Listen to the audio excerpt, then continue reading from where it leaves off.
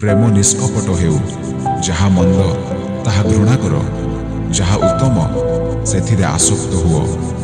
ଭ୍ରାତୃ ପ୍ରେମରେ ପରସ୍ପର ପ୍ରତି ପ୍ରେମଶୀଳ ହୁଅ। ସମାଦରରେ ପରସ୍ପରକୁ ଶ୍ରେଷ୍ଠ ଜ୍ଞାନ କର। ଉଦ୍ଯୋଗରେ ଶିଥିଳ ହୁଅ ନାହିଁ।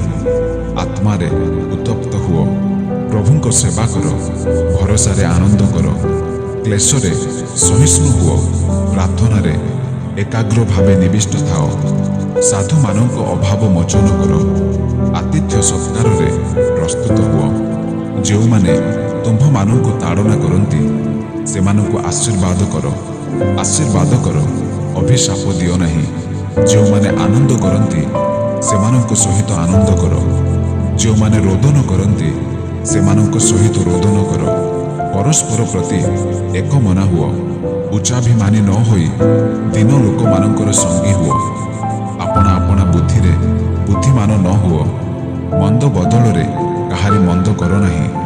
ସମସ୍ତ ମନୁଷ୍ୟଙ୍କ ଦୃଷ୍ଟିରେ ଯାହା ଯାହା ଉତ୍ତମ ସେହି ସବୁ ଚିନ୍ତା କର। ସମ୍ଭବ ହେଲେ ତୁମ୍ଭର ଯେତେ ପର୍ଯ୍ୟନ୍ତ ସାଧ୍ୟ ସମସ୍ତ ଲୋକଙ୍କ ସହିତ ଶାନ୍ତିରେ ରୁହ।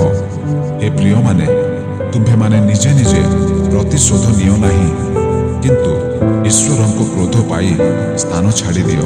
କାରଣ ଲେଖା ଅଛି, ପ୍ରଭୁ କହନ୍ତି, ପ୍ରତିଶୋଧ ନେବା ଆମ୍ଭର ଅଧିକାର, ଆମ୍ଭେ ପ୍ରତିଫଳ ଦେବା।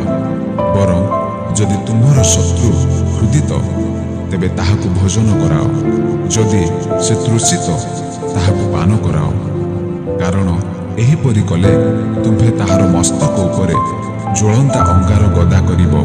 କୁକର୍ମରେ ପରାଜିତ ନ ହୋଇ ସତ୍କର୍ମରେ କୁକର୍ମକୁ ପରାଜୟ କର। ଆମେନ୍।